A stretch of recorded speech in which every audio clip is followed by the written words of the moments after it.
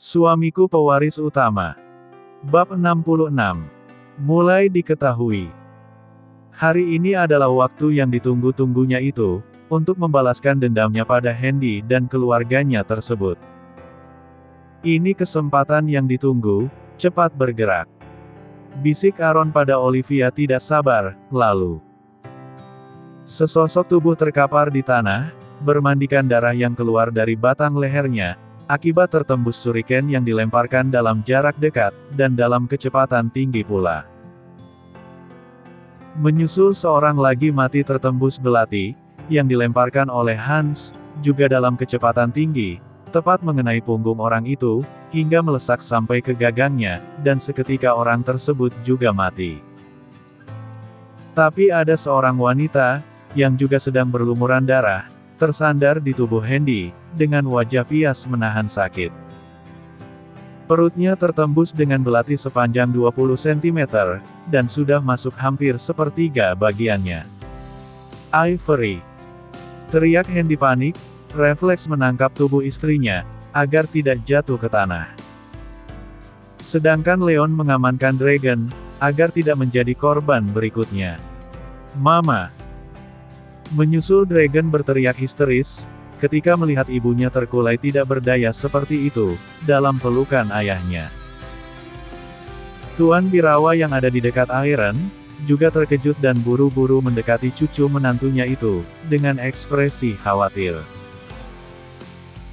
Dalam seketika, Tuan Birawa, Hendy, Ivory dan Dragon, dikelilingi oleh puluhan pengawalnya, juga oleh belasan tentara dan petugas kepolisian, untuk mengantisipasi, siapa tahu ada serangan berikutnya. Sementara Emily, Maya dan Tiger, yang saat itu juga menjadi tuan rumah dalam acara itu, duduk meringkuk ketakutan di tengah-tengah para pengawal kakak angkatnya tersebut. Dua orang pemimpin negara, seorang wakil pemimpin negara ini, dan juga beberapa orang menteri, serta staf setingkat menteri, pun dengan segera dikelilingi oleh para pengawalnya dengan senjata siap ditembakkan. Para pemimpin perusahaan, ketua organisasi, profesi, dan lain sebagainya, segera berlari menjauh, tapi masih tetap dalam jangkauan pengawalan orang-orang Hendy. Situasi menjadi kacau balau, hampir tidak bisa terkendali lagi. Rata-rata menghindar karena takut terkena peluru dan senjata nyasar. Banyak kursi dan meja yang bertumbangan ke tanah, karena tertabrak oleh orang-orang yang sedang berlarian menjauh itu. Piring, gelas dan peralatan makan, banyak yang berjatuhan ke tanah, pecah karena jatuh, atau terinjak oleh orang-orang itu. Peristiwa penyerangan tersebut terlalu cepat terjadi. Pada awalnya, dua orang wanita cantik berwajah polos, dengan dandanan ayu, dan berpakaian sopan ala ningrat, berpura-pura, mendekati Hendy juga Ivory itu, untuk menanyakan sesuatu, tapi dijawab oleh Ivory dengan berkata, "Silakan Anda tanyakan dengan bagian penerimaan tamu, mungkin mereka mengetahui, orang yang sedang Anda cari itu, karena di setiap pintu masuk, ada buku pendataan semua tamu yang diundang hari ini." Jawab Ivory dengan lemah lembut.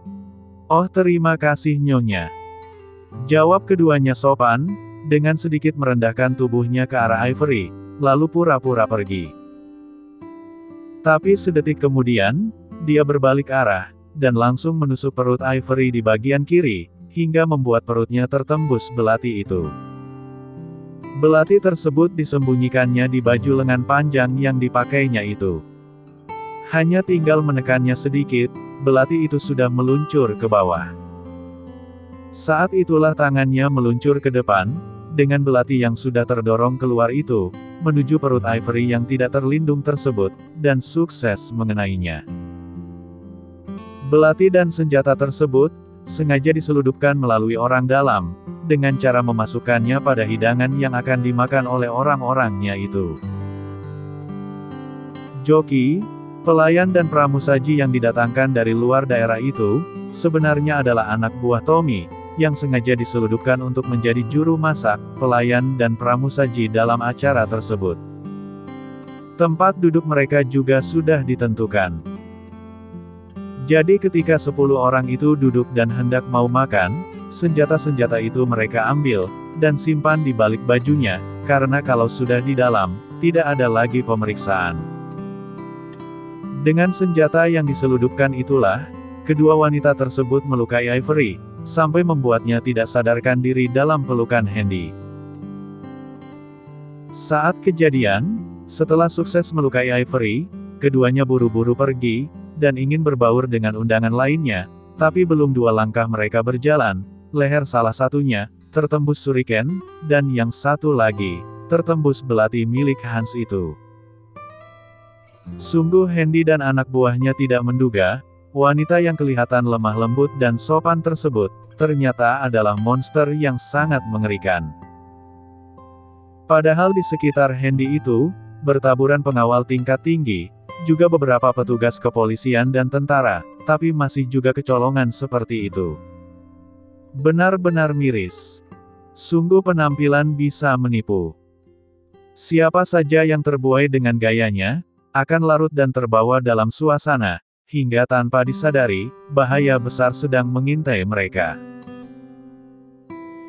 Kedua orang wanita yang awalnya mendatangi Handy dan Ivory itu, tidak mendapatkan hambatan sama sekali, dan tidak dihalangi oleh para pengawal Handy, karena mereka mengira, keduanya adalah tamu undangan biasa, yang ingin langsung memberikan ucapan selamat pada mereka.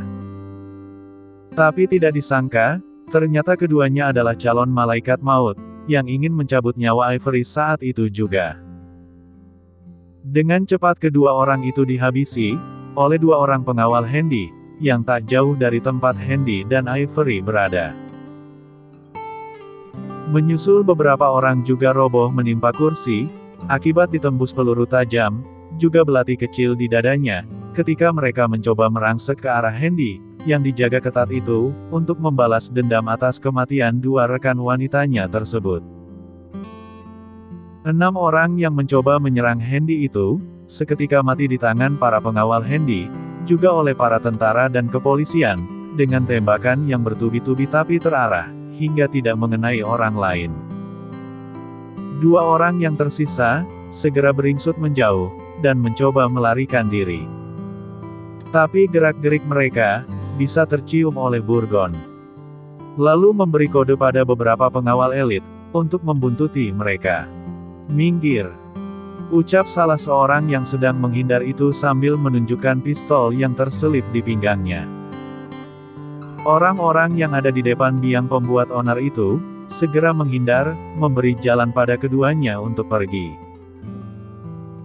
Tapi karena banyaknya tamu undangan di tempat acara tersebut, langkah mereka menjadi sulit, karena banyaknya tamu-tamu undangan yang mencoba menangkap mereka, termasuk juga para pengawal itu. Tapi karena di tangan salah seorang dari mereka, ada senjata api, maka langkah penghalangnya itu terhenti seketika. Hans yang melihat itu, menjadi geram, begitu juga Iron dan para petinggi pengawal lainnya, terutama Langit. Dengan 3 kali lompatan, tubuhnya sudah berada di depan peneror itu, dan langsung merangsek ke arahnya, dengan melancarkan tendangan terarah ke punggung lawan, hingga membuatnya terjungkal ke tanah. Pingsan. 1 orang telah tertangkap, tinggal seorang lagi yang sedang mengacung-acungkan senjatanya ke arah kerumunan, yang mencoba menghalanginya untuk kabur.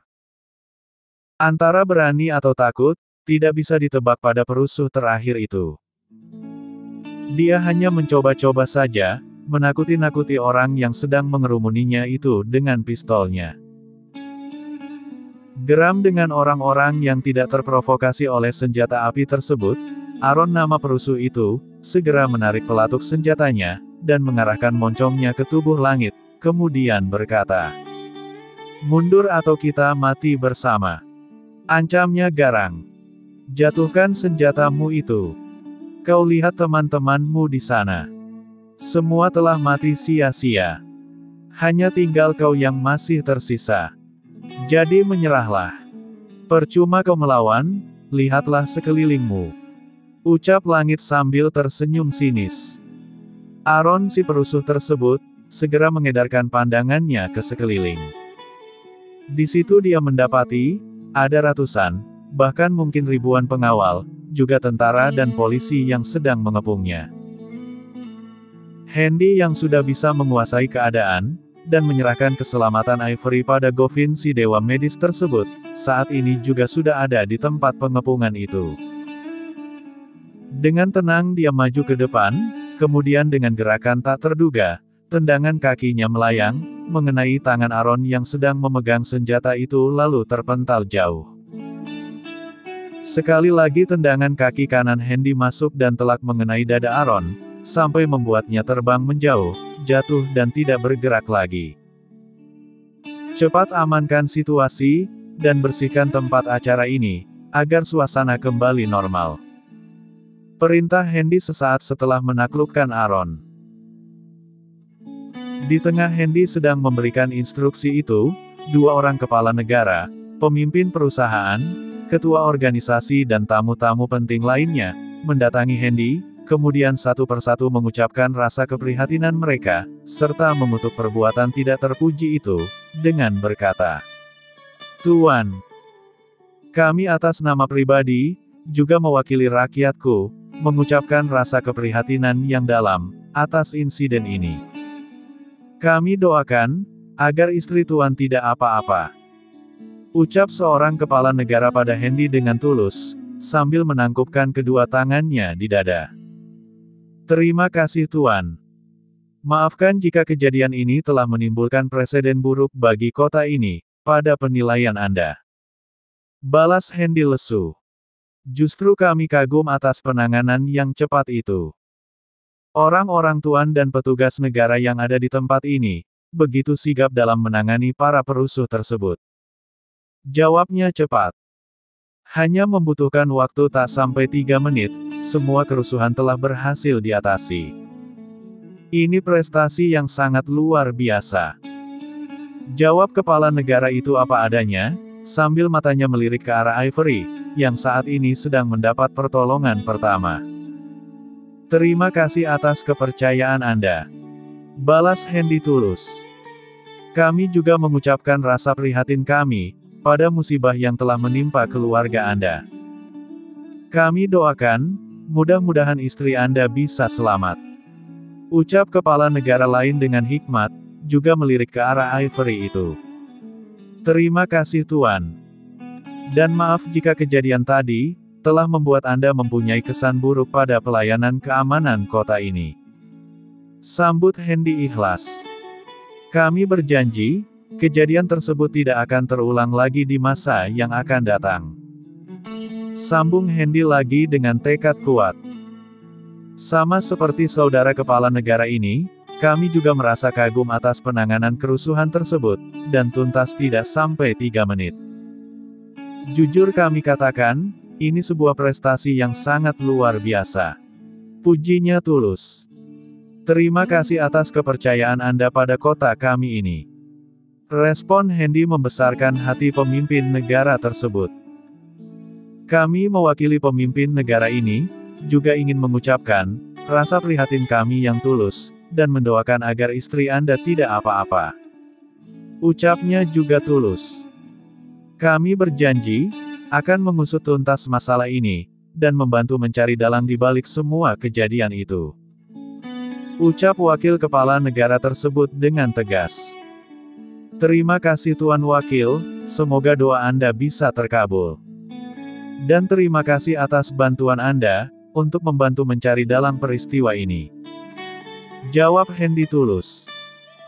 Kemudian satu persatu, tamu-tamu penting lainnya mendatangi Handy, untuk mengucapkan rasa prihatinnya, atas musibah yang telah menimpa Handy tersebut. Dengan ramah Handy menyambut semua ucapan keprihatinan mereka, dan mempersilakan kepada tamu-tamu pentingnya itu, untuk kembali ke hotelnya masing-masing. Setelah itu, Handy mengumpulkan para petinggi pengawalnya, termasuk juga pengawal elit, dan komandan, yang saat itu masih berada di tempat acara itu, untuk diberi pengarahan. Dalam pengarahan itu, Handy memerintahkan kepada puluhan pengawalnya tersebut, untuk menahan semua panitia, juru masak, pelayan dan pramusaji, di luar dari orang-orangnya, meminta agar dikumpulkan di suatu tempat untuk diperiksa. Entah kenapa, Handy mempunyai feeling, agar menahan semua orang yang dipekerjakan dalam acara itu, terutama yang diambil dari luar. Mungkin melalui merekalah, senjata yang digunakan oleh penusuk tersebut berhasil diselundupkan, termasuk juga satu buah pistol yang dibawa oleh Aaron tersebut, sehingga Handy berinisiatif untuk menahan mereka semua, agar tidak sempat melarikan diri, atau menghilangkan barang bukti. Khusus untuk Aaron, yang saat ini belum sadarkan diri, dibawa ke ruang interogasi markas besar pengawal di kota Golden City untuk diinterogasi, agar mau membuka mulut, dan mengatakan, siapa orang yang telah menyuruhnya berbuat seperti itu.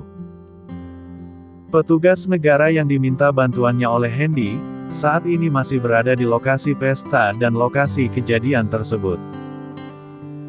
Sedangkan yang bertugas di luar tempat pesta, juga masih berada di tempatnya, menyusul perintah baru untuk memeriksa kembali orang-orang yang dicurigai sebagai komplotan para penyerang itu. 5 menit kemudian, setelah Ivory mendapatkan pertolongan pertama dari Govin dan petugas medis lainnya, ditambah dengan sudah berhentinya pendarahan di perut Ivory, Handy memerintahkan kepada Govin dan anak buahnya itu, untuk membawa Ivory ke rumah sakit, agar mendapat penanganan lanjutan, karena lukanya sangat serius sekali. Sedangkan belati yang menembus perut Ivory itu, saat ini telah dicabut, dan telah dijadikan barang bukti, oleh petugas kepolisian untuk dilakukan penyelidikan. Dengan diantar oleh Handy, Dragon, Tuan Birawa, Iron, Hans dan lain-lain, Ivory dibawa ke rumah sakit, dengan menggunakan mobil khusus. Sampai di sana, Ivory langsung dibawa ke ruang ICU, untuk mendapat penanganan lanjutan.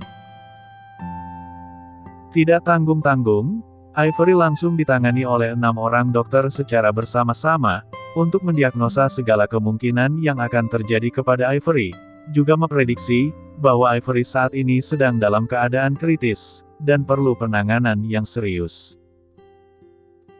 Para dokter itu memutuskan, untuk melakukan operasi kecil di perut Ivory, untuk menambal, memotong atau menyambung beberapa ususnya yang tertembus oleh belati tersebut. Setelah hasil diagnosa dengan menggunakan CT scan keluar, disepakati, Ivory memang harus dioperasi saat itu juga. Handy yang dikabari berita tersebut, hanya bisa pasrah, dan merelakan Ivory untuk dioperasi, demi untuk menyelamatkan nyawa istrinya itu. Di bawah penanganan para dokter ahli, yang kebetulan semuanya dokter perempuan, pendampingnya juga perempuan.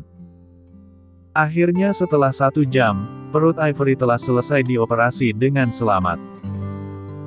Tapi sampai saat ini, Ivory masih belum juga sadarkan diri, mungkin akibat pengaruh obat bius, atau memang disebabkan oleh penusukan tersebut. 3 jam kemudian, Ivory dipindahkan ke ruang khusus kelas utama, yang di dalamnya hanya ada 1 tempat tidur khusus perawatan bagi pasien, tapi ada 3 tempat tidur untuk keluarga pasien, yang masing-masing berukuran cukup besar. Sampai saat ini, Ivory masih belum sadarkan diri juga. Detak jantungnya lemah. Di bawah 60 denyut per menit. Sedangkan normalnya 60-100 denyut per menit ketika sakit. Itu terlihat dari indikator yang ada di mesin ECG atau elektroradiogram yang tersedia di sana. Sementara nafasnya juga lemah, juga tertera di alat patient monitor, yang dipasangi 6 kabel untuk mengecek kondisi tubuh Ivory saat ini. 2 kantong darah terlihat tergantung di atas tempat tidurnya, berikut dengan peralatan infus dan oksigen yang terpasang di sekujur tubuhnya itu. Handy yang melihat kondisi Ivory tersebut menjadi terenyuh. Orang yang tidak biasa menangis itu, saat ini tanpa sadar telah meneteskan air mata, yang tidak bisa dibendung lagi. Tubuhnya lunglai tidak bersemangat. Anak buahnya yang berjaga di tempat itu, juga di sekitaran rumah sakit tersebut, tidak bisa berbuat apa-apa untuk menghibur tuannya. Emily dan Maya yang melihat keadaan kakak angkatnya itu, berinisiatif untuk menguatkan mental Handy, agar tetap sabar serta yakin, bahwa Ivory akan sembuh seperti sedia kala. Sementara itu, Dragon, Tuan Birawa, dan Tiger, sudah diantar pulang ke villa, untuk istirahat. Dikawal oleh Iron, Burgon dan Leon. Sedangkan Hans, Robin, Anjani, 3 gadis Shanghai, dan belasan komandan serta puluhan pengawal elit masih tetap berada di sekitaran rumah sakit tersebut. Langit, awan dan bumi, saat ini tidak berada di rumah sakit, tetapi mereka bersama dengan ratusan pengawal tingkat menengah, dan puluhan pengawal tingkat elit, sedang menyisir jalan dan tempat-tempat di kota B, serta di kota Golden City tersebut, untuk mencari dan menemukan kemungkinan adanya sisa komplotan kelompok Aaron tersebut. Di bagian lain, Burgon dan Eric serta belasan pengawal elit lainnya, saat ini sedang menginterogasi Aaron, ketua komplotan yang menyerang Ivory tersebut. Dalam interogasi itu, Aaron banyak mendapat siksaan batin, karena terus-menerus diintimidasi oleh Burgon dan Eric itu, karena sampai 1 jam lamanya, belum juga mau membuka mulut.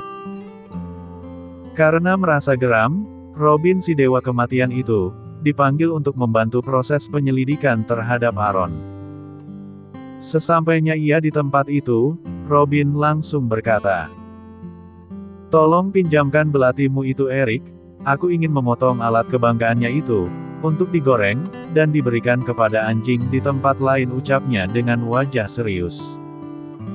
Eric mengerti dengan apa yang diucapkan oleh Robin tersebut. Tanpa membuang waktu lagi, Eric langsung memberikan belatinya kepada Robin dan menunggu apa yang akan dilakukan olehnya. "Buka kedua kakinya, agar aku mudah memotong alatnya itu," ucap Robin sambil menyeringai buas.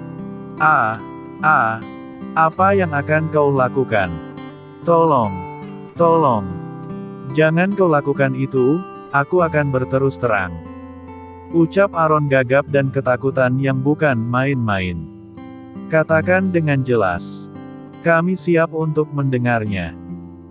Tapi jika kau berbohong, maka satu telingamu akan hilang, berbohong 1 kali lagi, telinga sebelahnya pula yang akan hilang. Begitu seterusnya, sampai seluruh anggota tubuhmu terpotong dan terpisah dari tempatnya," jawab Robin sambil memainkan belati tajam untuk mengintimidasi Aaron itu. "Tidak ada yang menyuruhku, aku bekerja sendiri, demi untuk membalaskan dendam dan sakit hatiku pada tuanmu itu," ucap Aaron berbohong, demi untuk melindungi Tommy. Crash. Ark masih juga tidak mengakui aktor di balik kejadian itu. Bantah Robin dengan intimidasi yang mengerikan. "Apa yang kukatakan ini benar, tidak ada yang menyuruhku selain kehendak kami sendiri. Mereka yang telah kalian bunuh itu adalah anak buahku sendiri," sanggahnya lagi masih tetap tidak mau mengaku, walau telinga sebelah kirinya sudah dipotong oleh Robin itu. Crash. "Sialan. 1000 kali pun kau siksa aku. Itulah jawabanku. Aku tidak bekerja pada siapa-siapa. Aku bekerja sendiri, tanpa ada yang menyuruhku," ujarnya berani sekali. Walaupun kedua telinganya sudah dipotong oleh Robin, tapi Aaron masih belum mau juga mengakui siapa orang yang telah mempekerjakannya, malah berani menantang Robin untuk bertindak lebih. "Buka kaki si berdebah ini. Dia ingin merasakan senjatanya itu terputus dan rata dengan badan," ucap Robin sudah sangat marah sekali. Jangan. Aku sudah jujur. Tidak ada yang menyuruhku melakukan itu. Akulah yang berinisiatif untuk menghabisi istri tuanmu itu, karena aku ingin agar dia merasakan bagaimana kehilangan orang yang dia cintai," jawab Aaron masih saja tidak mengakui kejadian yang sebenarnya. Aaron terpaksa melakukan itu, karena sudah tidak punya harapan lagi. Menjawab jujur, mati, tidak jujur juga mati. Lebih baik berbohong saja. Toh pada akhirnya mati juga. Tommy mengancam, jika mereka tertangkap dan mengakui siapa yang telah menyuruhnya itu, maka seluruh keluarga mereka akan dihabisi. Karena orang-orang Tommy telah tersebar di negara ini. Tinggal menunggu waktu saja, mereka akan disusupkan ke Birawa Group, ke kesatuan pengawal, ke tempat-tempat strategis dan lain sebagainya. Walau belum ada kesempatan untuk itu, tapi Tommy tetap bersabar, menunggu terbukanya peluang untuk memasukkan orang-orangnya ke dalam kehidupan Handy dan kakeknya itu. Apapun akan dilakukan oleh Tommy, demi untuk membalaskan dendamnya, dan menghancurkan kehidupan Handy, serta perusahaannya itu, sampai tidak tersisa. Kepada orang-orangnya tersebut dipesankan, walaupun mereka tertangkap, dan diancam akan dibunuh, tetap tidak boleh mengatakan yang sebenarnya, agar keluarganya tidak dihabisi oleh orang-orang Tommy. Begitu juga dengan si Aaron itu, dia tetap tidak mau mengakui, bahwa ia disuruh oleh Tommy untuk menghabisi Ivory, demi keselamatan keluarganya juga. Walau di bawah ancaman bakal dipotong, atau dibunuh itu, Aaron tetap kekeh tidak mau mengakuinya, hingga crash. Keluhnya tidak berteriak lagi padahal rasa sakit sudah tidak tertahankan lagi.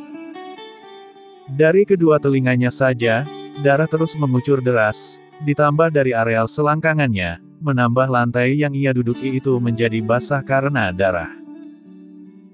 Tubuh Aaron menggeliat kesakitan di lantai, tapi tidak ada teriakan yang terdengar. Sedaya upaya tetap ditahannya. Hanya tinggal menjemput ajal saja, karena kehilangan banyak darah. Itu harapan yang ada di hati Aaron saat ini. Burgon, Eric, Robin dan yang lainnya itu, yang melihat keteguhan hati Aaron dalam mempertahankan prinsipnya, dibuat terkagum-kagum. Jarang sekali mereka melihat, atau menjumpai, ada orang yang rela disiksa seperti itu, demi melindungi orang yang telah menyuruhnya tersebut. Tindakan Aaron perlu diacungi jempol, dan itu sudah didapatkannya sekarang. Dia mati karena kehabisan darah, tanpa sedikit pun menyinggung Tommy, orang yang telah menyuruhnya tersebut. Robin sedikit menyesal, karena telah bertindak di luar batas. Dia takut Handy akan marah, karena telah kehilangan saksi kunci atas keterlibatan Tommy. Walaupun masih menduga-duga saja. Baik Handy maupun orang-orangnya itu, belum mengetahui sama sekali, bahwa Tommy masih hidup, dan sudah menjadi orang kuat serta kaya, walau berlainan negara. Kekayaan, kekuatan dan kekuasaannya, mungkin hampir menyamai Handy. Tapi tentu saja Handy belum mengetahuinya. Hanya tinggal menunggu waktu saja, perang besar akan terjadi, antara Handy dengan si Tommy itu. Rumah sakit Queen Chandramaya kota Golden City sekitar pukul 7 malam. Ivory masih belum juga sadarkan diri, detak jantungnya semakin lemah, begitu juga dengan tarikan nafasnya. Sudah berbagai macam usaha dilakukan oleh para dokter itu, bahkan oleh Govin si dewa medis itu sendiri, tapi kondisi Ivory masih saja kritis, dan belum sadarkan diri juga. Keadaan seperti itu membuat Handy semakin sedih dan terluka. Dia bertekad akan mencari dan memerangi orang yang telah membuat Ivory menderita seperti itu. Demi untuk membalaskan dendamnya pada Tommy. Namun sayangnya, sampai saat ini, Handy belum mendapatkan petunjuk, siapa orang yang telah menyuruh Aaron untuk melakukan penusukan tersebut. Para pelayan, pramusaji, juru masak dan panitia yang berasal dari luar kota Golden City, sampai saat ini masih diperiksa satu persatu secara teliti. Tidak ada yang terlewatkan sedikitpun. Tapi, tetap saja mereka tidak mendapatkan petunjuk, siapa orang yang telah menyuruh mereka itu. Dalam keterangan orang-orang yang sudah diperiksa itu mengakui, bahwa orang yang menyuruh mereka itu adalah Aaron, tapi mereka tidak mengetahui informasi tentang siapa si Aaron tersebut, karena mereka hanya dihubungi oleh orang-orang yang sudah mati terbunuh itu. Masalah menjadi rumit, tidak ada petunjuk yang jelas, untuk mengarah pada siapa pelaku utama sesungguhnya atas kejadian itu. Handy sudah menyuruh Rams untuk mencari jati diri di Aaron itu, tapi data-datanya tidak ada di dunia cyber, cuma data kependudukan saja yang ada. Aaron bukan warga negara di sini, tapi dari salah satu negara di Eropa. Di tempat ini tidak ada data-data di mana dia tinggal, juga di mana dia bekerja, dan pada perusahaan apa. Padahal yang sesungguhnya, dia tinggal dengan keluarganya di kota S itu, bekerja di sebuah perusahaan asing, tapi namanya tidak ada di database perusahaan tersebut, termasuk 9 anak buahnya juga. Hebat. Benar-benar hebat, trik Tommy untuk mengaburkan jati dirinya juga orang-orangnya itu. Tidak ada yang akan menduga, bahwa mereka adalah anak buahnya sendiri. Apakah sudah ada petunjuk, ke arah mana penyelidikan terhadap Aaron itu? Tanya Handy di sela-sela penantiannya atas kesembuhan istrinya itu. Sampai dia mati, Aaron tetap tidak mengakui, siapa orang yang telah membayarnya itu Tuan. Dia tetap bersikukuh mengakui, bahwa mereka bekerja sendiri, tanpa ada campur tangan orang lain dengan tujuan untuk membalas dendam terhadap Tuan. Jawab Robin dengan nafas kembang kempis, karena takut dimarah oleh Handy. Bagaimana Aaron bisa sampai mati dalam interogasi itu? Apakah kau langsung membunuhnya, tanpa meminta jawaban terlebih dahulu? Desak Handy dengan wajah serius. Tidak Tuan. Setelah melalui serangkaian pemeriksaan dan intimidasi, serta akibat kehabisan darah, Aaron mati tanpa mau mengakui, siapa orang yang telah membayarnya itu. Jawab Robin apa adanya. Apa yang telah kalian lakukan dalam pemeriksaan itu? Tanya Handy penasaran. Kami mengancam bakalan memotong telinganya, dan terakhir memotong alatnya itu, agar mau berterus terang. Tapi walau sudah diancam begitu, keteguhan hatinya tetap tidak tergoyahkan. Dia mati karena itu. Mempertahankan keselamatan tuannya, daripada keselamatannya sendiri, ucap Robin berterus terang. Hebat, orang seperti itu, patut diacungi jempol. Gumam Handy lirih, walau bisa didengar oleh Robin dan orang lain juga. Hati mereka bergetar mendengar pujian dari Handy itu, yang ditujukan pada musuhnya itu. Mereka memang mengakui, bahwa keberanian dan keteguhan hati Aaron tersebut, memang sangat luar biasa, dan perlu diacungi jempol. Dalam hati mereka tumbuh tekad seperti itu, walau nyawa mereka taruhannya.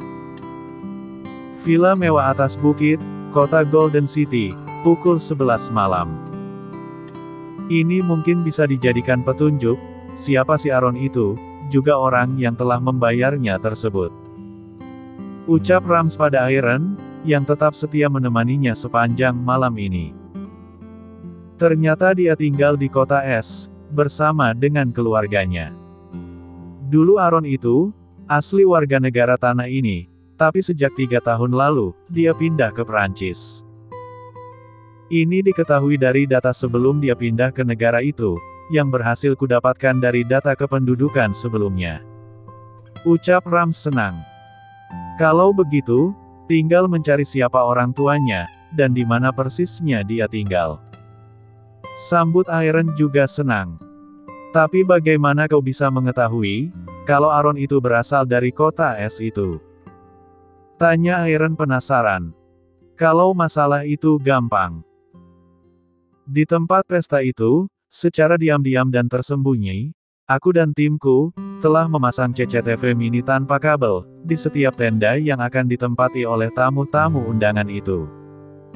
Setelah pesta selesai, orang-orangku serentak bergerak, untuk mengambil CCTV tersebut, dan membawanya ke tempat ini.